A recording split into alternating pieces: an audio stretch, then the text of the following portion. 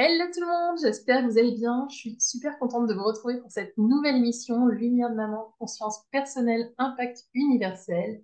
Et pour ce premier numéro, j'ai Fanny Blanc qui me fait l'honneur d'être hop, la marraine de cette émission. Salut Fanny! Salut Magali. Alors, Lumière de Maman, conscience personnelle, impact universel, le but de cette émission, c'est de vous inviter à plonger au cœur d'une conversation intime et captivante où mon invité va nous partager ses expériences, ses défis, mais aussi ses clés pour évoluer vers un monde plus conscient et plus épanoui. Alors, bienvenue dans un monde où chaque voix, chaque idée et chaque expérience compte. Alors, avant de commencer, je vais rapidement me présenter. Donc, moi, c'est Magali. J'accompagne les mamans qui ont envie de sortir de toute la toxicité qui peut faire partie de leur quotidien, que ce soit au niveau des produits d'entretien, des cosmétiques, mais aussi de tout ce qui est émotion ou pensée toxique, à éliminer tout ça grâce notamment à la méthode que j'ai créée, la méthode CARE. Et donc, aujourd'hui, pour ce premier numéro, je reçois Fanny. Salut Fanny.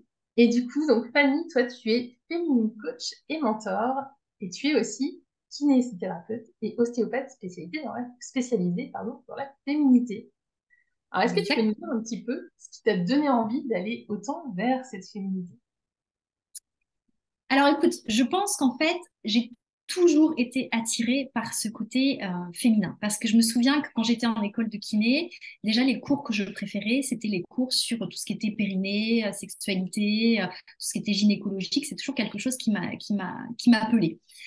Et en fait, à chaque fois dans mes expériences professionnelles, j'avais toujours envie d'aller plus loin. En kiné, je n'avais pas encore eu mon diplôme de kiné, que je savais que j'allais être ostéopathe. Quand j'étais en ostéopathe, j'ai eu mon fils dans ma troisième année d'ostéopathie. Je savais que j'allais faire une spécialisation après dans les bébés, dans la maternité. Je savais que j'allais me spécialiser. Je me suis spécialisée.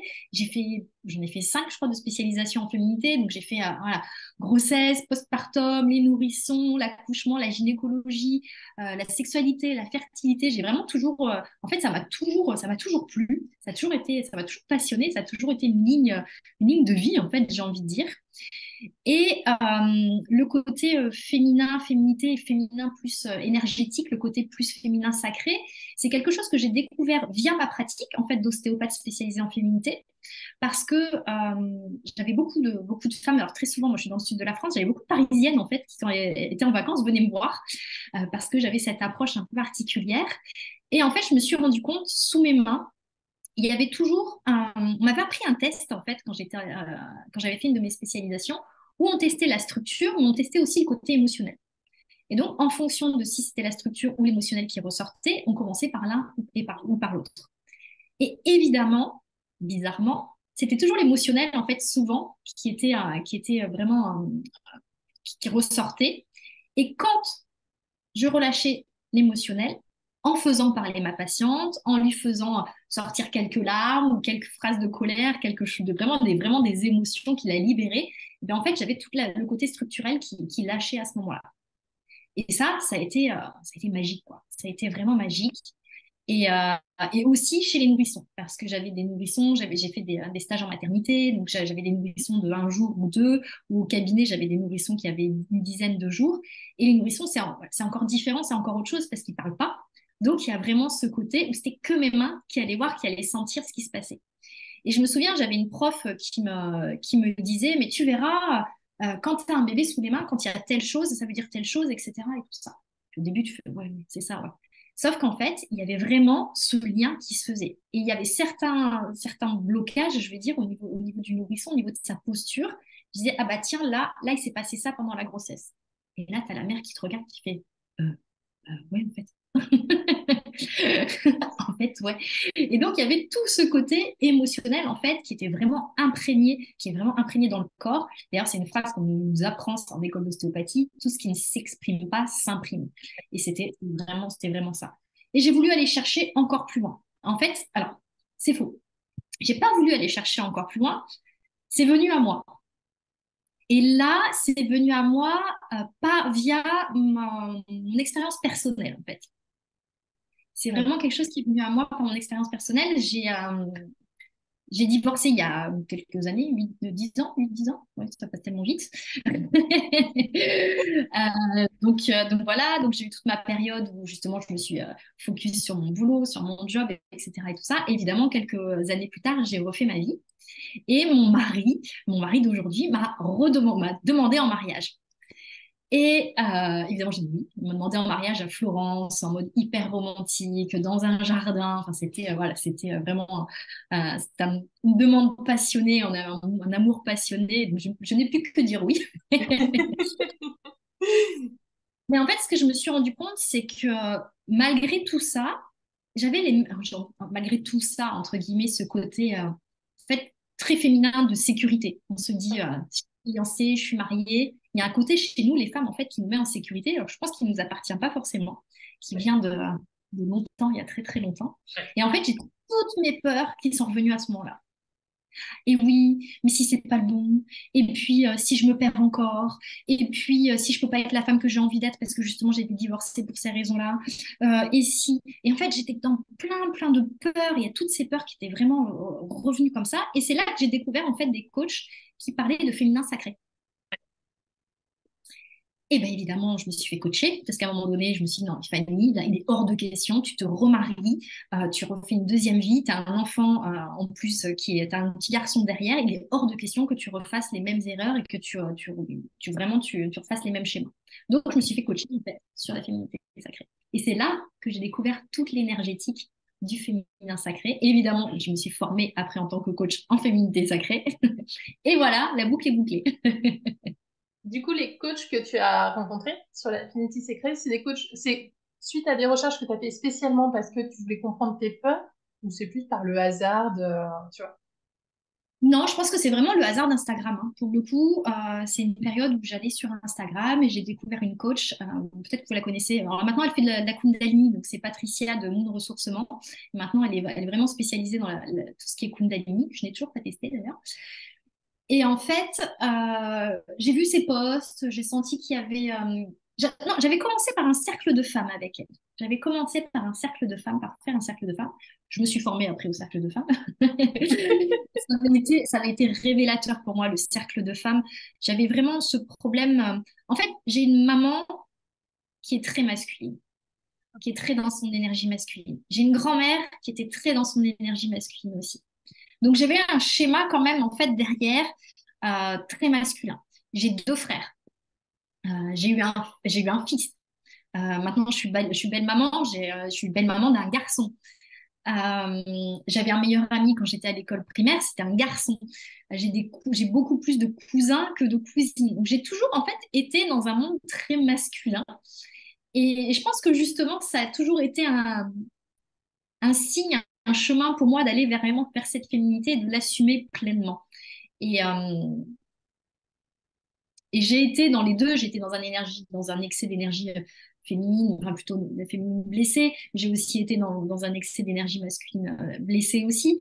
Et donc je pense que en fait c'est mon chemin d'être là aujourd'hui, qui je suis, de proposer ce que je propose et encore ce que je proposerai dans les 35 prochaines années.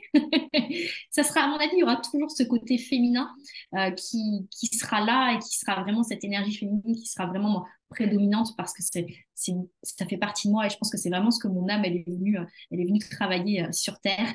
Et d'ailleurs, j'ai fait des annales akashiques Oui. et on m'avait dit non mais voilà, toi il y a eu ça en tant que femme, on t'a égorgé parce que tu avais été au pouvoir et tu voulais parler en tant que femme et le pouvoir de la femme. On a fait des expériences sur toi, sur ton utérus, on t'a pris tes enfants. Donc, voilà, il y a toujours ce truc de la femme, de la féminité, du pouvoir de la femme qui a toujours été présent en moi. C'est toujours quelque chose qui m'a vraiment boosté, qui m'a toujours parlé. Moi, je rêvais quand j'étais petite des Américaines en stiletto, les working boss, les businesswomen en stiletto. Mais ça a toujours été un truc pour moi. Donc, il y avait toujours ça. Et en même temps, j'étais fan de Miss France à côté, où il y avait vraiment ce côté où j'avais toujours envie que cette femme, elle puisse être belle, euh, s'assumer complètement et en même temps être la boss de sa vie. Ça a toujours été quelque chose dès le plus jeune âge chez moi qui a été hyper marqué en fait. Et donc voilà, donc je pense que c'est vraiment un parcours global de vie en fait finalement, même si c'est arrivé au début par mon parcours professionnel, mais qui en fait venait de beaucoup plus loin et je pense de mon cœur et de mon âme quoi en fait, beaucoup plus simplement. Est-ce que tu dirais que c'est venu, enfin en tout cas que tu avais déjà cette conscience dès le départ, dès le début où tu as commencé à être kinésithérapeute puis ostéopathe, ou c'est plutôt quelque chose que tu as conscientisé plus tard quand justement tu as commencé à être plus coachée sur la féminité sacrée? Je pense après. Je pense après parce que je pense que ma première partie de tout ce qui était kinésithérapie et ostéopathie, j'étais plus dans un syndrome du sauveur en fait quand je suis passée par là. Je pense que c'était une étape indispensable pour moi de passer par là pour me rendre compte en fait à quel point je pouvais être dans aime-moi, aimez-moi. J'avais besoin cet amour justement, je le cherchais tellement à l'extérieur que en fait j'ai choisi des voies professionnelles qui m'ont amené à prendre soin des autres pour avoir une reconnaissance en fait que je ne me donnais pas. Donc ça a énormément évolué au fil du temps aussi, mais du coup, non, c'est vraiment ce côté, c'est plutôt tout ce qui est énergie féminine sacrée et féminité sacrée qui m'a amené à vraiment me reconnecter finalement à l'amour de moi, mon amour propre et à qui je suis vraiment, qui j'avais envie d'être, mais de façon, oui, beaucoup plus énergétique en fait, beaucoup plus ce côté beaucoup plus énergétique. Mais j'avais besoin, en plus, t'imagines, kiné ostéo, le truc hyper cartésien, hyper carré, hyper terre à terre. Voilà, donc ça a été mon parcours d'être de plus en plus terre à terre à peut-être un peu trop perché et de revenir gentiment à un équilibre entre les deux. Euh, du coup, j'ai perdu la question que je voulais te poser, c'est pas grave. Du coup, comment ça impacte ta parentalité? Alors, ça l'impact sur deux. Alors, déjà, on a deux enfants, donc on est un couple recomposé. Donc, on a deux garçons, donc on a chacun notre garçon. Et ils ont tous les deux tempéraments complètement différents. C'est-à-dire que, donc il y en a un qui est en cinquième, il y en a un qui est en sixième. On a le premier, on a James, qui lui, ça roule tout seul. Lui, voilà, 18 de moyenne, ça roule tout seul. Il travaille tout seul depuis qu'il a 10 ans. Il prépare ses affaires la veille. Voilà, il est hyper carré, très l'enfant parfait. Euh, mais justement, c'est quelque chose qui m'a énormément déclenché il y a quelques années. Et en fait, alors moi j'adore l'effet miroir, j'adore cet effet miroir, je joue avec cet effet miroir très régulièrement quand il y a un truc qui me déclenche. Et en fait, je me suis rendu compte qu'il me ramenait énormément à moi, à cette petite fille parfaite que je voulais être pour mes parents quand j'étais petite. Et du coup, je l'ai compris. Je l'ai compris parce que de temps en temps, il faisait des trucs, mais ça, il m'énervait. Il m'énerve, il est trop parfait, il m'énerve. Et en fait, je me suis rendu compte que c'est parce que ça me ramenait à moi. Et du coup, au niveau de l'éducation, ça m'a, avec mon mari, souvent on n'est pas trop d'accord. On n'est pas toujours d'accord sur l'éducation. Lui, il est très carré, très strict, très mec, quoi, très masculin. Et en fait, du coup, ça m'a permis dans l'éducation de lui apprendre à lâcher aussi, Hmm. en fait. De lui dire, Bibou, c'est pas grave. En fait, si t'as pas préparé tes affaires ce soir, c'est pas grave, quoi. Et te mets pas en stress, tu les prépareras demain matin. Donc d'avoir ce côté justement plus enveloppant, ce côté lâcher prise, ce côté t'as le droit d'être en colère, t'as le droit de faire des conneries aussi. Parce que en fait, il y avait le mien qui faisait que des conneries, qui était hyper actif, hyper dynamique, et lui, à 6 ans, qui était en train de lire des livres d'enfants de 8 9 ans.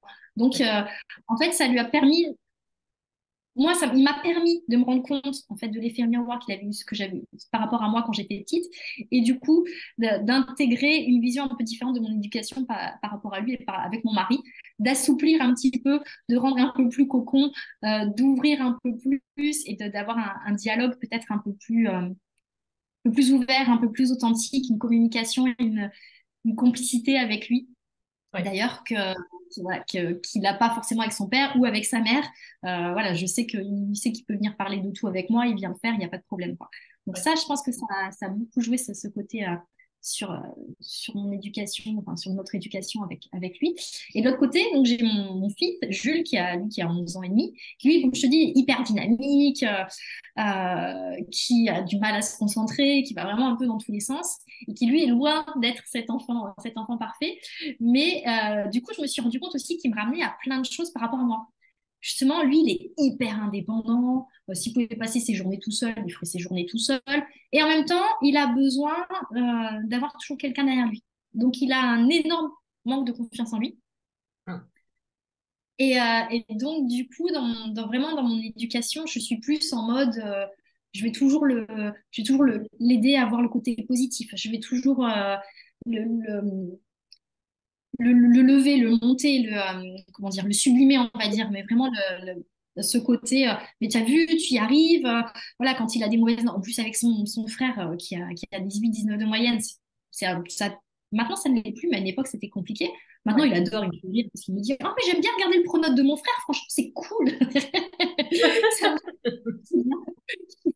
Mais quand lui, voilà, il a des mauvaises notes, on en discute. Bon, alors, qu'est-ce qui s'est passé? Et vraiment, j'ai vraiment dans mon éducation par rapport à lui, moi, je lui dis, ce qui est important pour moi, en fait, moi, je me fous de tes notes. Et je leur dis aux deux d'ailleurs, hein.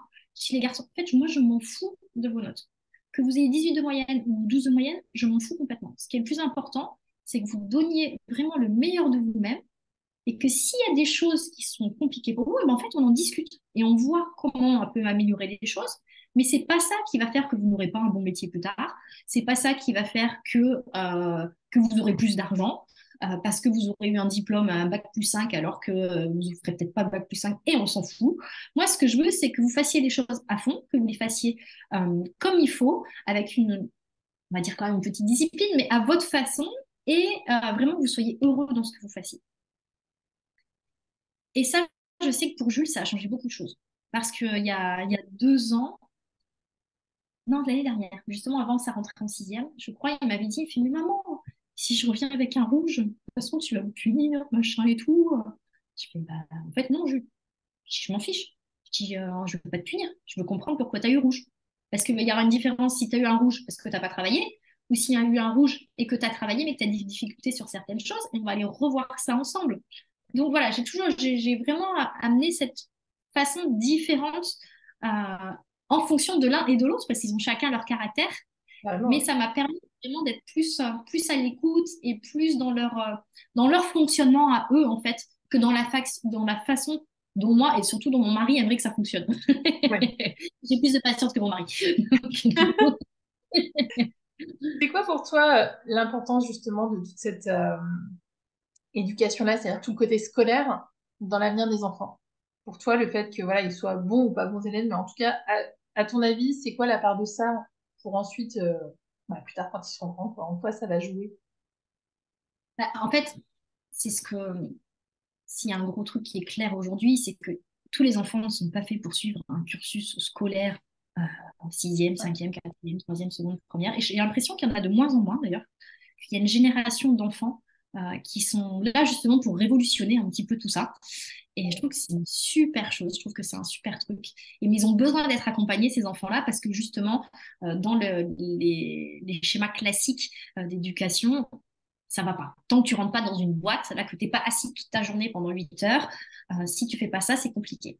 Ouais. Donc, je pense que justement, on arrive de plus en plus. Alors, faut pas être dans l'excès non plus, et c'est là que c'est un peu compliqué parce qu'il y a beaucoup par rapport à Montessori, par rapport à tout ça, c'est toujours un petit peu dur aussi de se positionner parce qu'il faut pas être dans l'excès non plus. Tous les Norvégiens, etc., tout ça, ils reviennent en arrière parce qu'ils se sont rendus compte que trop de liberté, c'était pas bon non plus. Donc, le problème, c'est qu'on est quand même dans une société qui est régulée par des règles.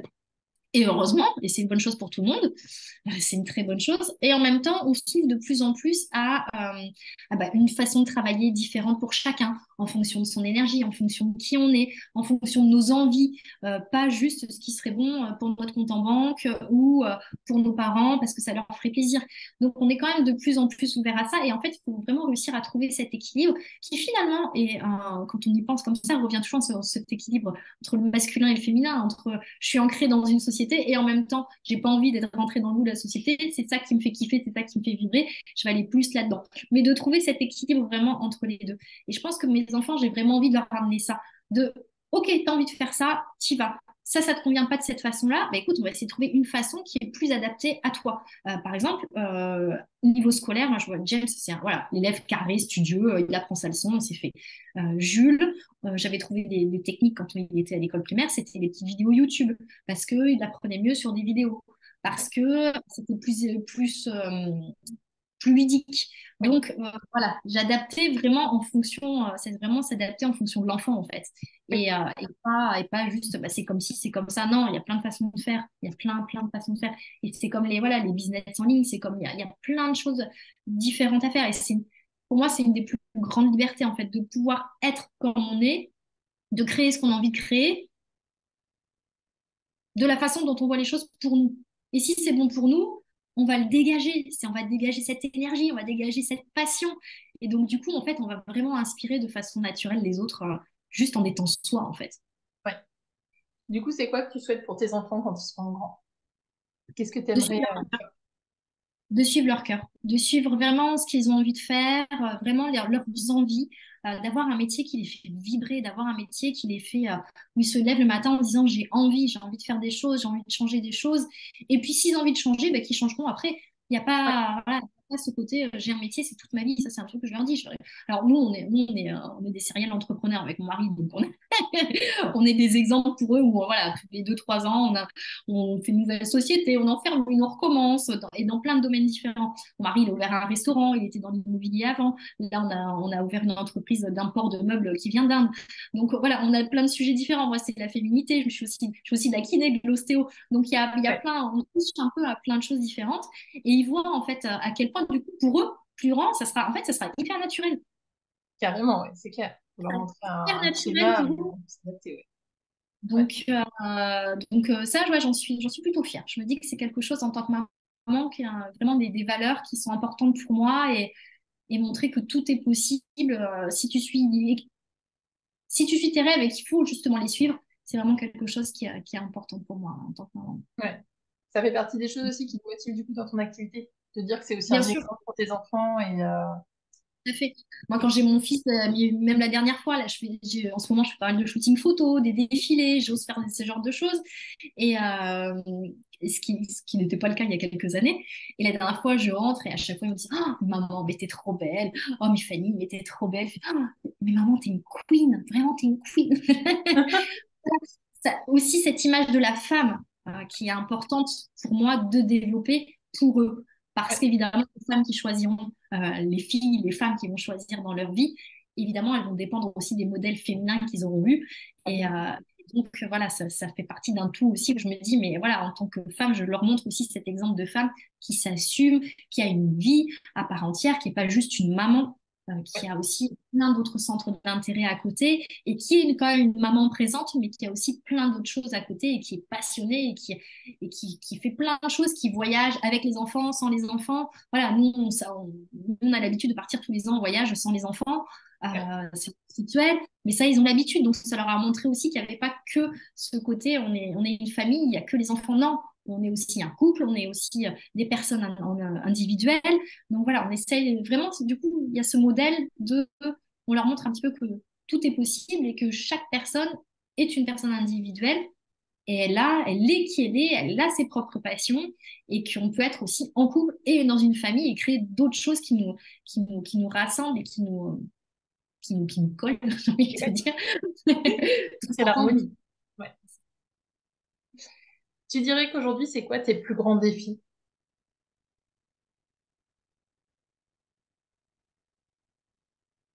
C'est assumer encore plus, en fait.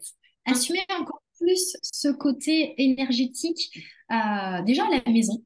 Parce que c'est vrai que j'en parle un petit peu avec mes enfants, et avec mon mari aussi, mais souvent ça déclenche des réactions pas toujours hyper enthousiastes.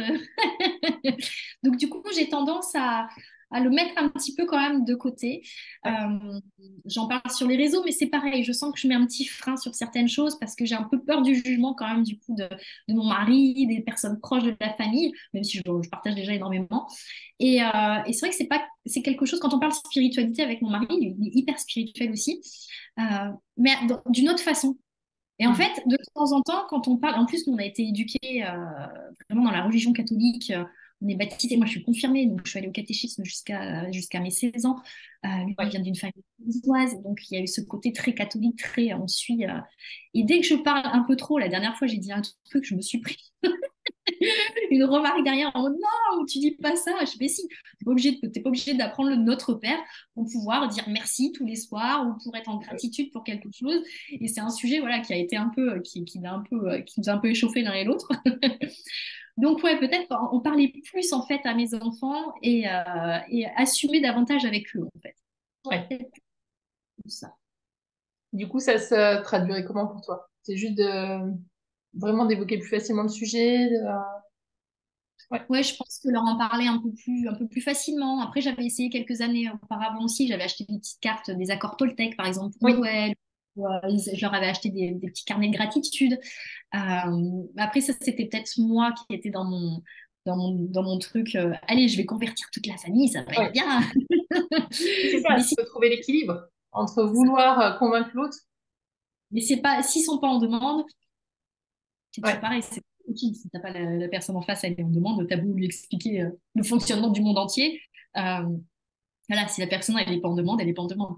Ouais. Donc, ouais, peut-être plus assumer encore plus ce côté-là dans le côté familial, parce que c'est vrai que dès que je parle de trucs un peu perchés, entre guillemets, mais rien, hein, c'est pas grand-chose, hein, mais tout de suite on me dit, ah, mais c'est du New Age, et là je m'énerve, c'est un sujet qui m'énerve, parce que je sais que justement ça veut dire que je l'assume pas encore complètement. Ça me Ouais. revient, souvent c'est des faits miroirs, On oh est là pour là, se que respecter pour les le miroirs, ouais. dire, bah, tu n'assumes pas complètement. Donc une fois que tu l'auras bien assumé, ça t'énervera plus en fait. Donc Ouais. assume-le. Ok, c'est bon, j'ai compris. Comment tu vois les femmes justement dans le monde de demain? Pour toi, c'est quoi leur rôle? Comment elles doivent se positionner? Est-ce que tu penses qu'elles ont un rôle à jouer? Bien sûr, mais c'est l'avenir. Mais dans le sens, alors, ce ne sont pas les femmes qui sont l'avenir, c'est l'énergie féminine sacrée, pour moi, qui est l'avenir du monde. Donc, c'est-à-dire que tu sois un homme ou une femme, ton énergie féminine, tu en as. Tu es là, mais elle peut être blessée ou elle peut être sacrée. Et je pense vraiment que c'est vraiment l'énergie féminine sacrée qui va changer le monde. Parce que ça va changer les relations, ça va changer le couple, ça va changer l'éducation des enfants, ça va changer toutes les entreprises, ça va changer l'éducation, ça va changer la façon de voir le travail, ça va changer les politiques, ça va vraiment changer sur l'environnement. Mais plein de sujets sur les chefs d'entreprise, sur la façon de manager, sur plein de sujets en fait différents. Et vraiment, pour moi, c'est l'énergie féminine. Et je pense profondément que ça viendra par les femmes. Que c'est les femmes, en se reconnectant à leur énergie féminine sacrée, qui vont en fait imprégner leur mari et qui vont. Alors, ça va être dur, hein, je vous le dis, il va falloir. Les Il faut être pratiques. confiante, il faut. Parce que voilà, ça va être c'est un peu compliqué. Mais je pense vraiment que c'est vraiment cette énergie féminine sacrée en fait qui va changer les choses. Et c'est sûr, qui va changer les choses. Mais il Finalement, faut c'est de que le revenir à monde. cet équilibre. Exactement. Exactement. Mm. Du coup, ça serait quoi pour toi le premier pas, le premier conseil que tu donnerais aux femmes aujourd'hui qui nous écoutent pour justement aller vers cette énergie féminine? Déjà se renseigner sur ce que c'est l'énergie féminine, l'énergie féminine sacrée, l'énergie féminine blessée ou toxique, les énergies féminines masculines. Voilà, vraiment cet équilibre entre les deux. Parce que, en fait, moi, j'en avais jamais entendu parler, hein, vraiment. Et pourtant, j'étais professionnellement dans tout ce qui était féminité. Et donc, Ouais. c'est vraiment quelque chose j'en avais jamais entendu parler, sauf quand je suis tombée sur les réseaux sociaux sur le sujet. Et c'est vraiment quelque chose, là, je le vois. En ce moment, je coach deux Miss, là, qui sont en Guyane, d'ailleurs, pour l'élection de Miss Oh, France excellent. au mois de décembre. Et c'était un beau challenge pour moi aussi, parce que justement, il y a cette différence entre paraître féminine et être féminine. Et Ouais. ça, c'est vraiment deux choses très différentes. Donc, c'est pour ça, j'ai juste envie de vous dire, allez regarder ce que c'est. Ça vous parle pas, mais gardez-le en tête, ce côté énergie féminine et masculine sacrée. Je pense que c'est vraiment le premier pas à aller faire, c'est se dire, tiens, je vais aller voir un petit peu et j'y vais en étant ouverte. Pas en mode, qu'est-ce qu'elle me raconte encore? C'est encore un truc New Age, c'est encore un truc de perché, c'est encore un nouveau truc. Non, non, en y allant en mode je suis curieuse, je vais aller voir, il y a peut-être des choses qui vont me parler, peut-être des choses qui vont pas parler. Moi, je me souviens au début, je fais non, n'importe quoi, quoi. Il y avait des trucs, je me disais, je fais n'importe quoi. Et puis en fait, finalement, aujourd'hui, je dis, ah mais non, c'est pas n'importe quoi en fait. Mais parce que on a un chemin à faire par rapport à tout ça qui nous est propre. Et donc, il y a des choses qui vont nous parler à un moment et pas à un autre. Mais ouais, ce serait vraiment mon premier conseil, c'est d'aller regarder un petit peu par curiosité qu'est-ce que c'est tout ce féminin sacré, toutes ces choses-là en fait. Tu aurais un livre, un conte, un podcast à conseiller là-dessus? Alors, dans les premiers que j'ai lus, le plus marquant, c'est...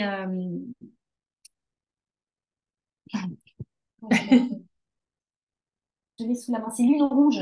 Miranda Gray. Oui, Voilà, Miranda Gray, évidemment. ouais, Lune rouge. Voilà, ça a vraiment été un des premiers qui te permet vraiment de voir les choses complètement différemment. ouais.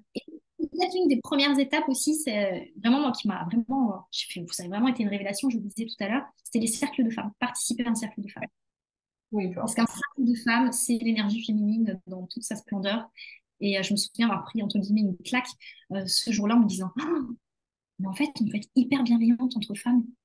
Mais ça fait un bien fou. Et ça a vraiment été ça, quoi. Ma première réaction, je crois que j'en ai même pleuré après en me disant, mais oh, ça y est, j'ai trouvé des femmes comme moi, en fait. Des femmes qui sont ouvertes, qui se livrent, qui sont authentiques. Et ça a été, j'ai fait, oh, waouh. Donc, ouais, cercle de femmes. Super. Merci beaucoup. Un grand plaisir. Est-ce que tu aurais un petit mot de C'est la une fin? passion. Donc, Ah oui, on le sent. non, le mot de la fin, c'est ouais, vraiment, vraiment de s'écouter. Ouais, C'est-à-dire qu'en tant que femme, on a vraiment un rôle pour moi qui est juste primordial pour l'avenir, pour notre avenir, pour l'avenir des couples, des enfants, de tout le monde. Et que c'est peut-être notre plus beau rôle sur cette terre, c'est de faire avancer les choses dans ce sens-là. Et que juste une personne touchée, en fait, elle va en toucher 10 millions d'autres à côté. Enfin, c'est à l'infini. Donc même si, voilà, si aujourd'hui il y a une personne qui se dit, ah bah tiens, je vais aller regarder ce que c'est, mais c'est génial. Mais ouais, c'est top. carrément. Carrément.